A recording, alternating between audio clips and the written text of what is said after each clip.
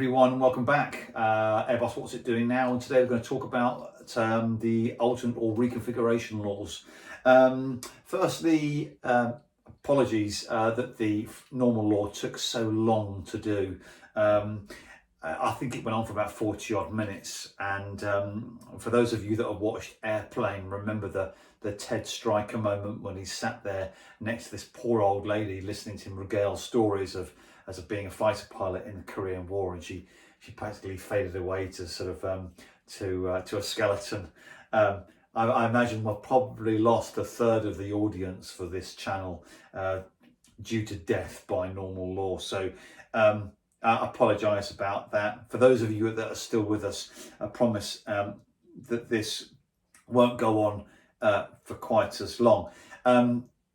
Starting with the apologies, I've got another apology to make, and that is when I discussed normal law with you and I discussed the PFD speed tape, when we were looking at alpha protection and alpha max, I coloured in the alpha max as a dashed amber and black barber pole. That's not the case. It's a solid red section on the EFIS on the PFD.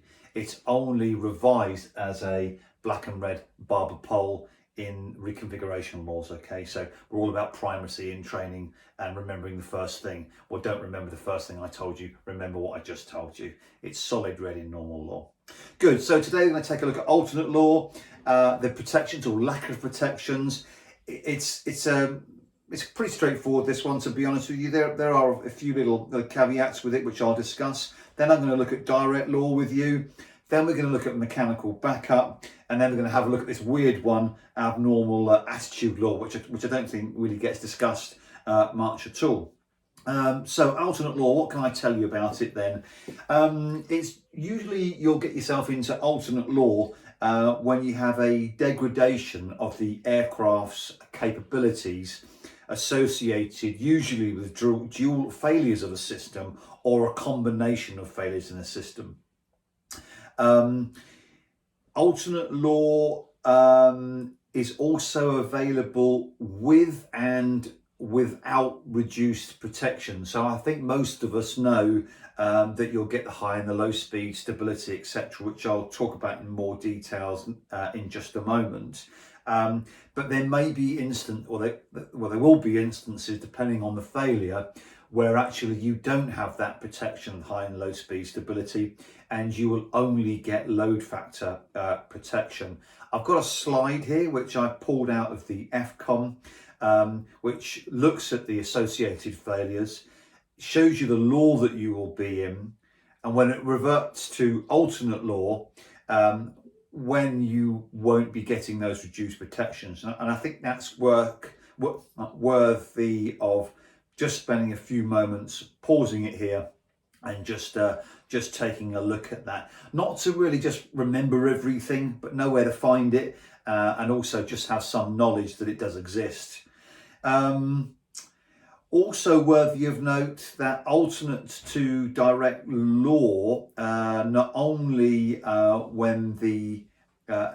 happens when the gear goes down, but also if you have an issue with the LGCIUs, that's the landing gear control interfaces. If the flight controls can't get information from the LGCIUs, and if they failed, then you may revert to direct law in either slat or flap configurations. So I've got another slide here which explains that in a little bit more detail there, with a little description at the bottom for you. So yeah, okay, I think that's basic overview of some of the peculiarities with alternate law. So just like we did a normal law, ground, flight and flare mode, well, ground mode is the same as in normal law, and after landing, ground mode, which is direct correlation between the flight control side stick, pedals, and with the actual control surfaces, will come into effect 5 seconds after landing. In pitch, we've got no pitch sort of attitude protections, as you'll notice with the the PFD, there are amber crosses where you'd normally have the green sort of eyebrows on your PFD. I've got another slide which shows that in a bit more detail for you. I'll put that as I'm speaking somewhere, probably over there, if I can get out of the way and make it small enough. So yes, no pitch protection there. So replaced by amber crosses. We do have load factor protection, which is very similar to that of normal law, but we do have the loss of protections in terms of the overspeed and high alpha protections, but I'll come on to that in just a second. And flare mode occurs when the gear goes down, but like I mentioned earlier, not exclusively. That depends on an LG CIU, as I mentioned earlier on. Okay, so let's jump into it then. Slide 3 I've got here, which shows the PFDs in the various reconfiguration laws. You'll notice that on the PFD, where you would usually have the green eyebrows for bank protection, where you'd have the green dashes for the pitch protection, they're no longer there. You've also now replaced, or it is replaced by the amber crosses, like I mentioned earlier on. So just taking a look at the high speed and the low speed then, it's now replaced by high and low speed stability. We still got VMO, MMO up at the top. We still have VLS indication at the bottom here. And rather than V Alpha Max, it's now replaced by VSW. So just to look at those in a little bit more detail now. The high and low speed stability, looking at the high speed at the top to begin with, you still have the overspeed oral warning and you still have the ECAM. So the aircraft recognises that you have the overspeed, but you no longer have the green dashes at the top here, which will indicate that high speed protection that you're used to having in normal law. So what will happen now is you'll get the ECAM and the aircraft will actually pitch up. So there will be an attempt to recover the situation for you. The autopilot will also disconnect at that point. The important thing to remember here is that, like in normal law, you can override that. But critically to remember here is that you can keep pushing forward and you can overspeed the airplane. The stick won't be reduced to zero input. You will overspeed the aircraft. So that's an important thing to remember. We can overstress and overspeed the airplane in alternate law. Equally, towards the bottom of the speed scale here, as we get towards VSW, VSW is somewhere between 5 and 10 knots above the stall, depending on configuration and CFG. Interestingly, in VSW, if you've done the recent simulator program, we'll have looked at stalling in alternate law. It's actually quite an effort to keep pulling back on the stick in order to get the aircraft stalled because of the tendency of the aeroplane to put the nose down to prevent the stall from occurring. But yes, it can be overridden. So initially the aircraft will pitch forward a little for you and will try and prevent the stall, but you can pull back on it. And unlike in normal law, you can stall the airplane. Okay, so two things to note here: you can overspeed and you can stall the airplane, as I've indicated here. Like I mentioned earlier on, there is no bank angle protection. Hello, back here. There's no bank angle protection, and there's also no pitch protection either. So again, they're replaced by the amber crosses. As far as roll is concerned, I mentioned no bank angle protection, but also roll is now in direct law. So the roll rates now are between 25 and 30 degrees per second. So kind of Eurofighter-esque. This is your opportunity to be a fighter pilot. So yeah, roll rates are much more exaggerated than in normal law.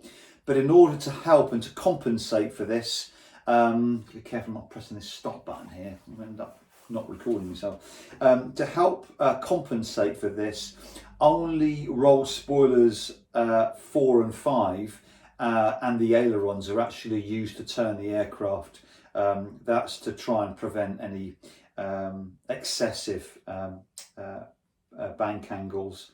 Not bank angles, but rates, I should say. Okay, because remember, bank angles aren't protected.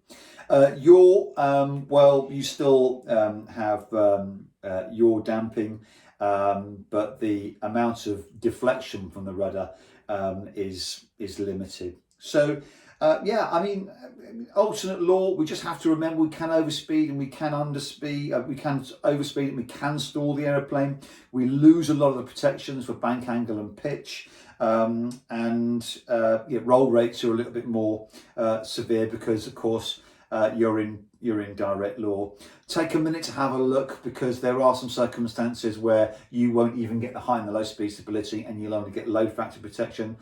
Load factor protection, yes. And like I say, load factor protection is very similar to that. It is a normal law, plus 2.5, minus 1, clean, plus 2, minus 0 when the flaps are selected.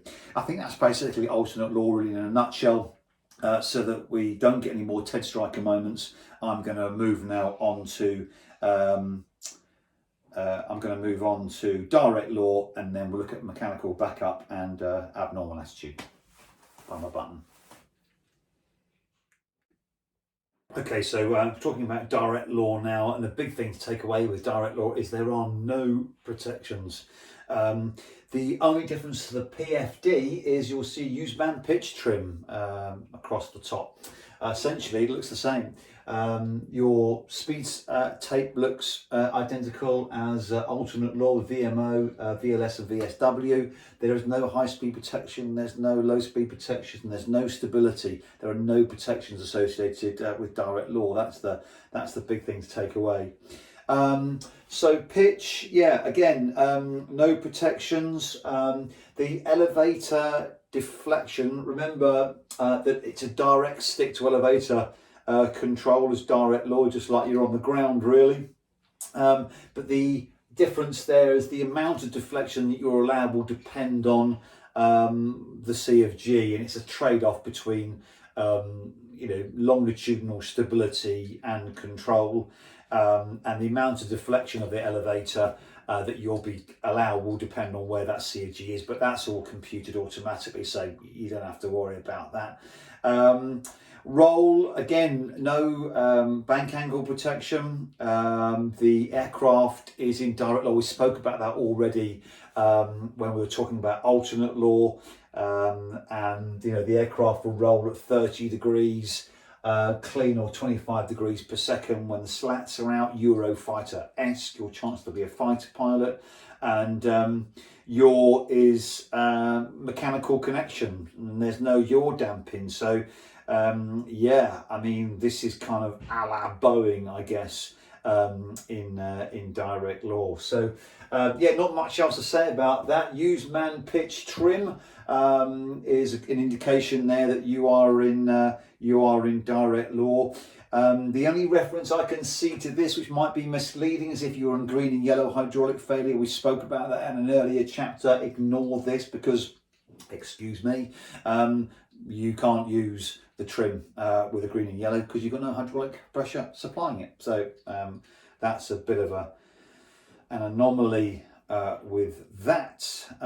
Otherwise, not much else I can say about direct law, you'll be pleased to know. So no Ted Striker here today. Now we're going to move into mechanical backup and then abnormal attitude law. Okay, so straight on to mechanical backup now. We're moving along nicely. So I don't know what you feel with these iPads, but I think mine's an Etch-a-Sketch. It's full of sand, I'm sure of it, because it's so heavy. Mechanical backup, the difference you'll see on the PFD right at the top here is in red now, not in amber, and it's used man pitch trim only. Okay, I'll show you another slide here which shows you the mechanical linkages between the rudder and the trim, which enables you to fly the aircraft out in these cases. So it's basically allows you to fly the aircraft given a temporary loss of either all of the flight control computers, both elevators, and all of the roll control. In this case, you pitch you're going to use the trim. In the roll, you're going to use rudder. Of course, secondary effect of application of rudder and yaw is roll, as you know, and you've got the mechanical connections there. There's not much really else to say about it. We did it in the sim the other day. We had a little bit of time at the end. I failed all of the control computers, and the crew were able to manage a stable profile. We actually did some climbs and descents, so with a little bit of anticipation, gentle and smooth inputs, it is actually, you are able to fly the aircraft. Admittedly, we did it at like flight level 300, so we had plenty of time, but yeah, a controllable situation, certainly enough whilst you're bringing those controls and those services back online again. Okay, so that's basically mechanical backup. There's very little on it in the FCOM and Techniques manual, so there's very little on the board. Okay guys, and abnormal attitude law, last but not least. Some pictures here to try and explain it. It's something that's not talked about very much, but it's there in the FCOM. It's a behavioural law, so we may as well have a look at it. So it becomes active. It's not an auto recovery. It's just a change in the laws in terms of alternate and direct law, basically enabling you to recover the aeroplane. It doesn't really have any protections, but let's have a quick look at it. So in the event of the bank angle exceeding 125 degrees, the pitch plus 50 or minus 30, the speed is between 70 and 90 knots on the low speed side, or above 440 knots, or in excess of Mach 0.091. That is when the aircraft will go into abnormal attitude law. The aircraft will go into direct law, in essence, and you will see use man pitch trim, Roy Hattersley, use man pitch trim on your PFD. The pitch is in alternate law, but with no load factor protection to help you with that recovery. Roll is in direct law, so you can whip it over a la Eurofighter style, and the yaw is mechanical. Once you recover the situation and you no longer meet this criteria, the aircraft will then remain in alternate law, and alternate law is then latched. It doesn't then say that you go into direct law when you put the gear down. I don't want to complicate things, but that's what it says. The aircraft remains in alternate law. Okay? I guess when you put the gear down after doing all that and you find you're in direct law, well, then you're in direct law. Not much else I can say about that, but there's no guidance on it, essentially. Flight control's done. I think that's basically it. Thanks very much for bearing with us. For those of you that stayed on, as always, if you see something that you're not sure about or contradicts what you've seen in the FCOM, remember the FCOM Techniques manual is, without putting too much religious content on my videos, the Bible. Yep, so that's where you need to go to first, okay? But if you do spot something on there and it does contradict what I've said, please let me know. Don't be shy about it, because then we all benefit from it. All right, myself and you included. So I'm really, really super keen on the feedback. So please, if you see something, put it in there. What's coming next? I've had a couple of requests for air conditioning pressurization. Very happy to do that. Unless there's a greater demand for something else, I'll look at doing that for you. I've got some really nice shots of when I was down in Malta and they had the belly of an airplane open, and I had a good look at the air conditioning cycle machine, which is really cool. So I can do that. But look, I'm hoping you're finding all this really useful. It came to my attention the other day that it ended up on a forum, and people are subscribing to it, and I can see the uptake is really, really good. So obviously it is you're getting some benefit from it. Gosh, it's so heavy, but this is your briefing. Okay, this channel really is for you. So you'll only get out of it what you put in. So after watching it, if there's anything that you want to see more of, then please let me know, and I'll gladly put something together. Thanks again, and I will tune in soon, and I'll give some indication of when the next video is going to be out. I'm hoping to get something maybe together towards the end of this week. Once again, thanks for watching, and have a very good day.